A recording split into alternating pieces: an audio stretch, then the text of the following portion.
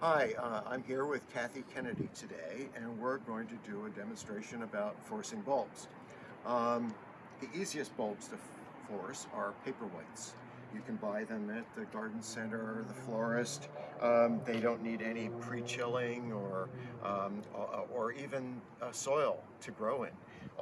You can just grow them in gravel and water, and they'll reward you in about 5 to 8 weeks with beautiful white flowers. You can do them like this. This container here is just full of gravel, and I'm just going to place the paperweights on top of the gravel and then add water. One of the problems you run into with paperweights is they get tall, leggy, and they flop over. You have to stake them. Maybe you can, what I often do is stake them ahead of time and let them grow up through the twigs, and eventually you won't see very many twigs, and you can always cut them off as the narcissus grow, as the paperweights grow. And I think what I'll do is leave that at 4.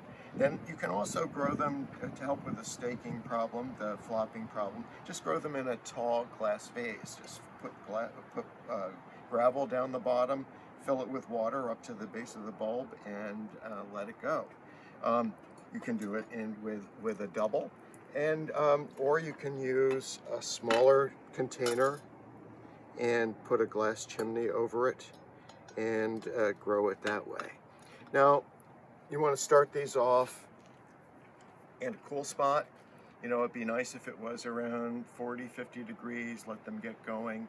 Not bright light, but not full sun. And you could move them into brighter light, into full sun when they start blooming, if they get big. But once they really start sending out their leaves. But they'll also do well in a bright spot without direct sunlight. That's it. I'm just going to top up the gravel here with some water.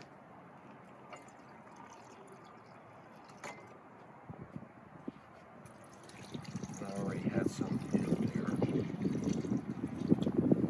Now, you can also buy, other bulbs can also be forced, and you can buy hyacinths that are pre-chilled.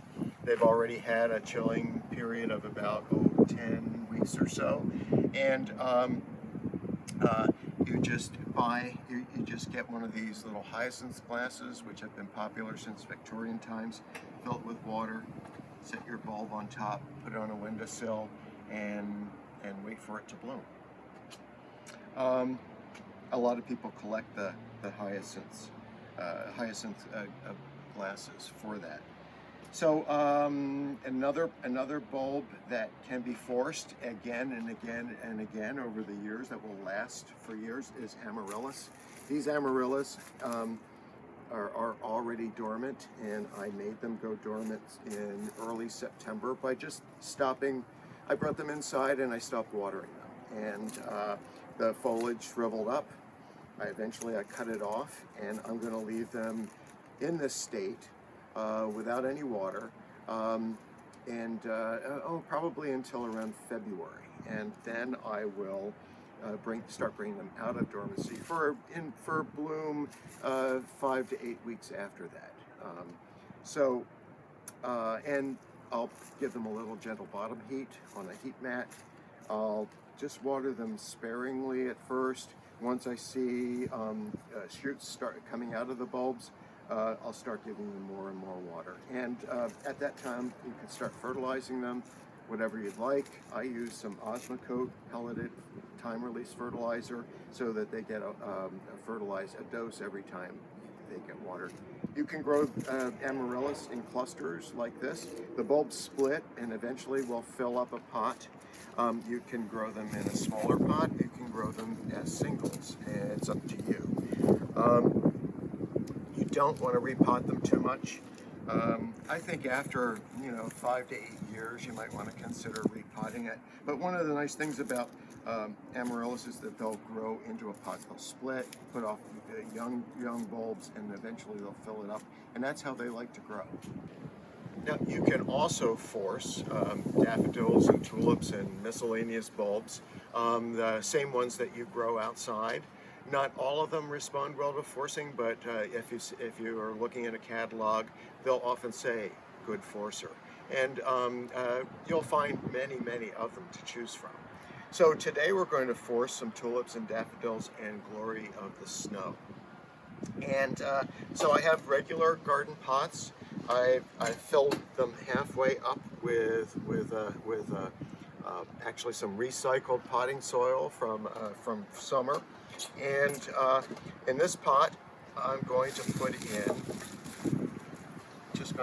in these daffodils. This is a daffodil called Avalanche, and it has a tall stalk of small, with a cluster of small flowers on top of the stalk, and there are white petals with a yellow corolla or center, and really quite, and also fragrant. They kind of look like a paperweight in a way. So I'm just pressing these down into the soil, sort of, gently as far as they'll go. I'm putting in, in this pot, I'm putting in 1, 2, 3, 4, 5, 6. I think I can actually get a 7th in here. So, and I would say that's a good number for a pot like this. And then I'm just going to cover them with soil. Now you'll notice that my soil mix is moist, and that's because I'm using that recycled stuff that's been outside. I would say if you buy a Pro Mix or a potting mix, make sure you dampen it first before you pot up, and probably don't overwater it. You don't want it to be soggy, especially at first, because the bulbs could rot. So this is plenty moist. I'm not going to water these at all, at least not right away. Now I'm covering them, maybe 4 inches or so, and that's it. We'll talk about what to do afterwards in a little bit. Now, also doing tulips, and I have 7 tulips in here. There's a tulip bulb, and I've placed them in there already. This is a tulip called Mancella, and I've grown it for a long time outside, but also forced it before. It's a wonderful plant. It's bright yellow with red stripes. It starts out, being very tulip-like, very upright, but gradually the petals unfold to be about 5 inches in diameter. Really quite striking, and they're also fragrant. Probably outside would bloom in early May. It's a relatively early tulip. So again, I'm just doing the same thing. Taking recycled potting soil here. It's already pretty damp, and even has a few worms in it. And filling this up. Simple as that. So another plant that you can do. I haven't tried these before, but I think this will work. These are little miniature tulips, and have bright, small red flowers, this sort of blue-green foliage, spidery looking. So I'm going to put all these 9 in here to sort of space them out.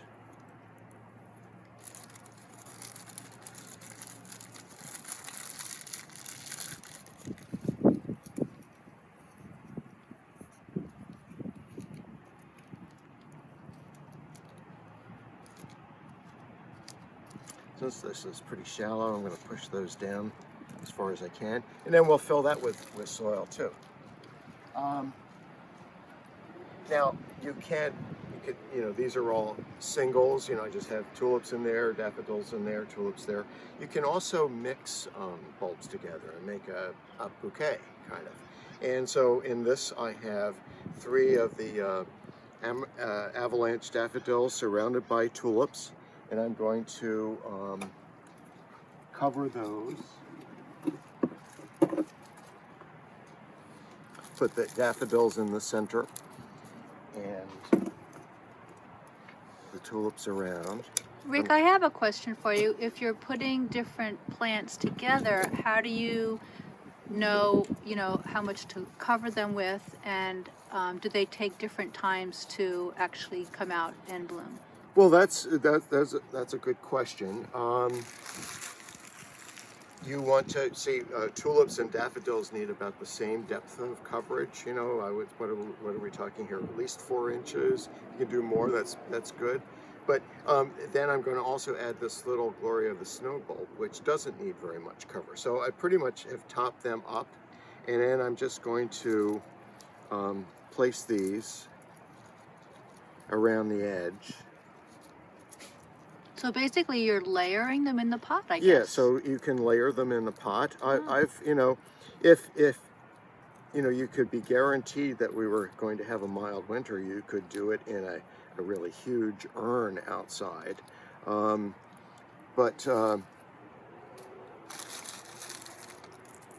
So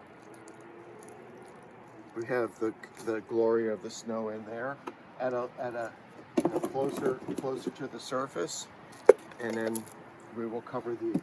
Now about the timing. That's a good question. You may get, they all may bloom at once, or you may get a succession.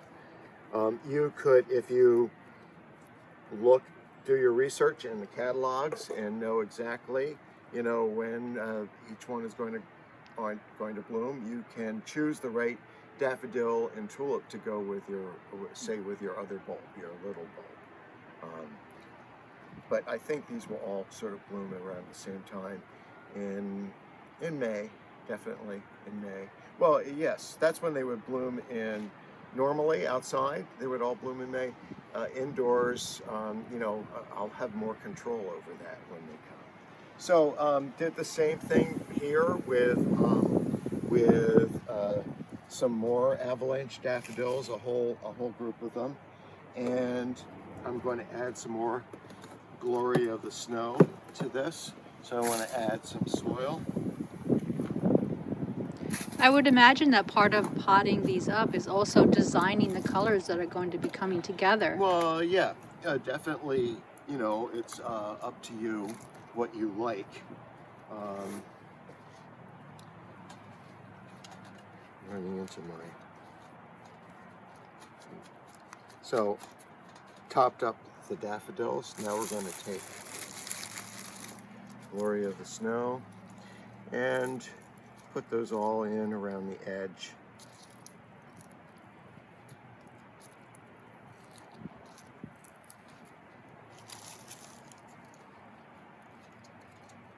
And then we'll top that up with soil too. Have Glory of the Snow with another kind of daffodil here called Yellow Sailboat. It's a much taller daffodil than this one, than Avalanche. All yellow flowers, a cluster of small ones at the top. So we'll just put those all together and top that up with soil. Now, once you have everything planted, you have to do something with them. You've got to keep them chilled for 10 to 15 weeks. 10 weeks for tulips, closer to 15 weeks for daffodils. The Glory of the Snow is more like around 10. So, got to start now. And there are various ways to keep them cold. They need to be, from 35 to 55 degrees. The colder, the better. I'm going to put these outside, and I've done that before. I'm going to put them on the north wall of the house. I'll put crates over, to cover them so that they're dark, and then maybe if it gets really, really cold in December or January, February, I'll put a frost blanket over them. Alternatives to that would be a cool basement, an unheated garage, The bulkhead of a basement would be perfect for something like this. You'd even have shelving in there with stairs, and or if you really want to, if you're really into forcing, you can put them in the refrigerator for 10 to 15 weeks, or have your own refrigerator just for bulbs. But working, putting them outside works really well, I would say.